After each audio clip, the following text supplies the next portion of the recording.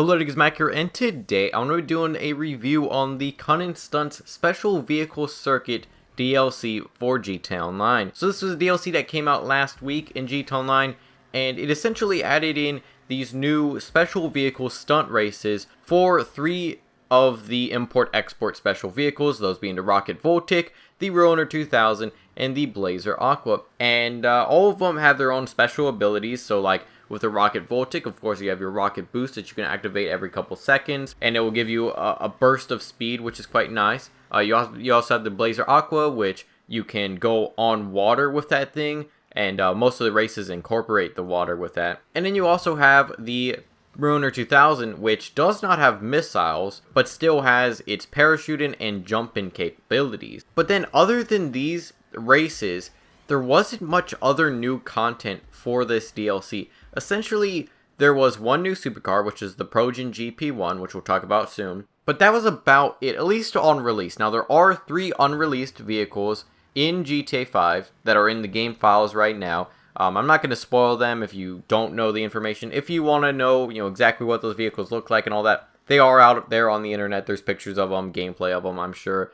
And even though those are in the game files, we're not sure whenever those will come out. Hopefully in the next couple weeks, but we're not sure. So yeah, as for the Progen GP1, it's a pretty interesting vehicle, honestly. I've bought one myself, and I really love the look of this vehicle. I think it's one of the better looking supercars in the entire game.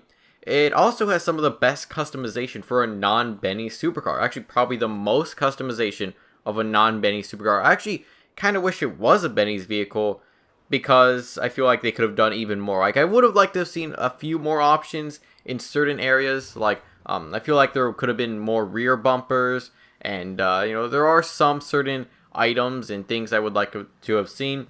I also would have liked to have seen maybe livery options on the thing, although maybe that would have made it look too much like the Tyrus, which is another Progen supercar, so maybe they didn't want to do it there. My main problem with the vehicle is just the performance of the thing.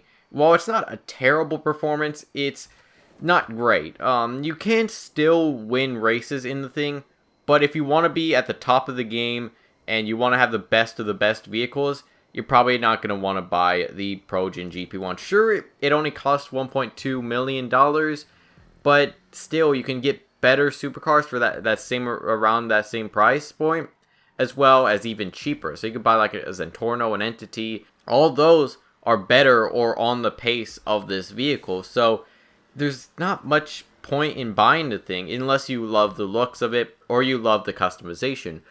But that's pretty much it for the content in this DLC. You have the special vehicle races, and you have one new supercar with 3 more to come later on. However, let's talk about the actual stunt races themselves. So one thing I'm sure some of you guys may be wondering is how much new content is in these races. And I'll admit, I didn't notice all that much. Like, a lot of the track and a lot of just the assets were already in the game from Cunning Stunts, which came out like over half a year ago at this point. So, and while there are some new assets, there are some different tubes, and also there's the yellow boost strips that give you a power-up and keep it going. I was hoping for a little bit more to add some more variety to some of the races. Maybe it's just me and I'm just not noticing it, but I kind of was hoping for a little bit more on that. And so that didn't add much new content, as well as the vehicles themselves that you're racing in this DLC. The Rocket Voltic, Ruiner 2000, and the Blazer Aqua. Those are not new vehicles. They were added like 3-4 months ago in import-exports. And there's only 3 of them. I would have liked to have seen more variety in the vehicles. I touched on this even before the DLC came out.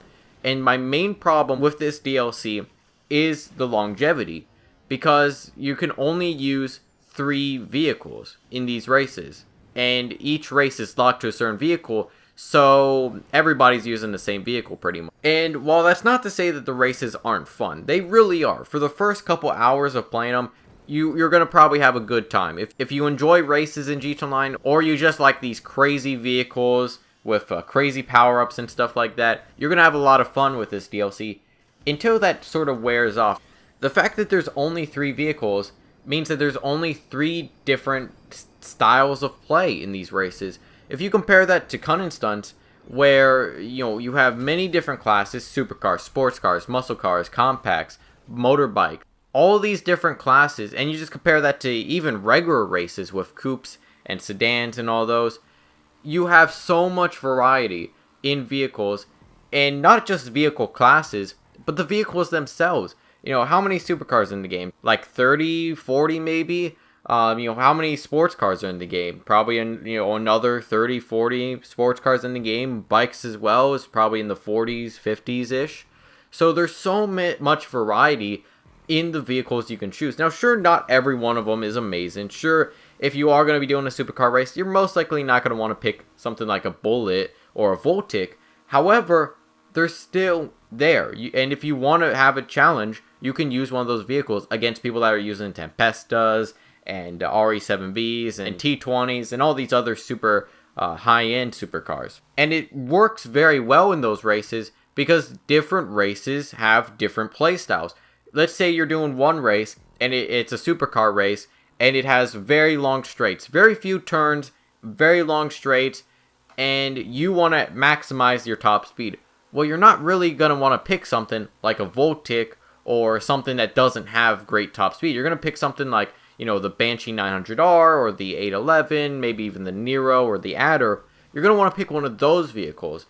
But then let's say you have another race, the next race after that, it has very many turns and you want very good acceleration as well as very good traction to go around those turns.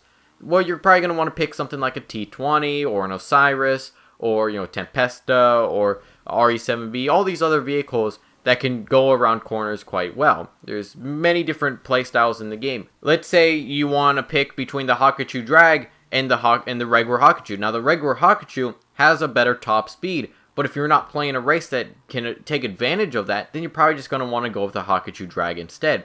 So there's much more variety and much more choice in what vehicle you're going to choose. In these races, it's, this is a Rocket Voltic race. It's everybody's using the Rocket Voltic. And some people may say, well, that's good because now everybody's on a level playing field.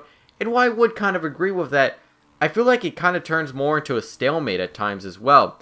And you are more dependent since everybody's pretty much at the same level. You are more dependent on slipstreaming. And I also feel like it makes people that are at the front of the pack at the start, they almost always have a much easier chance at winning. So my main issue with this DLC is the variety, and that's my main issue. While the races are fun, just they don't last that long. And I'm very worried about the next couple weeks. After this DLC is, not double money in RP anymore, will people still be playing these races? That's what I'm concerned about, and I talked about this in a video before the DLC came out, and I feel like I was kind of correct on that. And I hope that in the future, Rockstar can take some of these special abilities that are on these special vehicles and incorporate them to other vehicles in the game.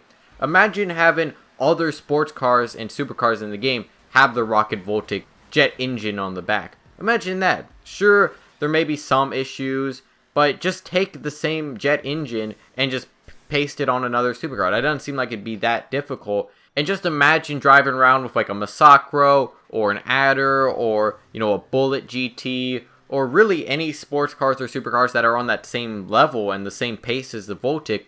And just imagine giving them the rocket abilities. Now, it'd only be in races, but it would give you more variety in these races.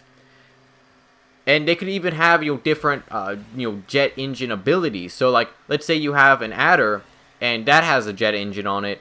And compared to the Voltic, it may have a longer recharge time, but the boost is actually faster. Same with something like the Masacro. It may have a shorter time in between boosts, but the boost doesn't last as long. So you have to keep pressing the boost more often. Stuff like that would work out quite well.